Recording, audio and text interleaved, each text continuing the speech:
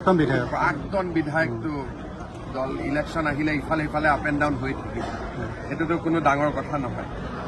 প্ৰথম কথা, বিনন্দ শইকীয়াটো 2021 চনৰ পৰা বিজেপিত নাই ক'ব গ'লে, কাৰণ ময়ে আজি ইমান দিন 5 বছৰ মুখ্যমন্ত্ৰী হ'লোঁ, তেওঁৰ লগত মোৰ দেখা সাক্ষাৎ হোৱাই নাই।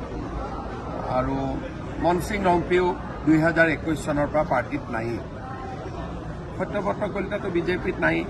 গতিকে এতিয়া তেওঁলোকে কোনো এটা পাৰ্টিত নাথাকাত জেগাত কোনোবা এটা পাৰ্টিত যোগদান কৰিছে, এইটো মই তেওঁলোকক শুভেচ্ছা জনাইছোঁ। ইয়াত বহুত বেছি মই ভাবোঁ যে ইয়াত বিতৰ্কৰ কথাও নাই, কাৰণ বিনন্দ শইকীয়া থাকিলেওতো তেওঁক আমি টিকট দিব নোৱাৰিলোহেঁতেন, বা মনসিং ৰংপি থাকিলেওতো তেওঁক আমি টিকট দিব নোৱাৰোঁ, তাতে আমাৰ চিটিং MLA আছে। গতিকে ক'ৰবাত যদি গৈ টিকট পায় সেইটোতো কোনো বেয়া কথা নহয়।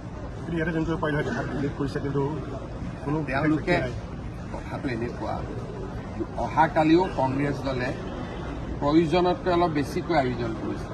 তেওঁলোকে ভাবিছে 10 ছেপ্টেম্বৰত মই কিবা এটা কথা ক'ম আৰু সেই পৰিৱেশটো যাতে যোগদানে নিউট্ৰেলাইজ কৰে, কিন্তু দুইটা বস্তুৰ মাজত কোনো সামঞ্জস্য নাই। এইটো কংগ্ৰেছ দলৰ এটা ক'ব গ'লে তেওঁলোকৰ যে মেচিয়ৰিটি নাই সেইটোকে প্ৰমাণ কৰিছে।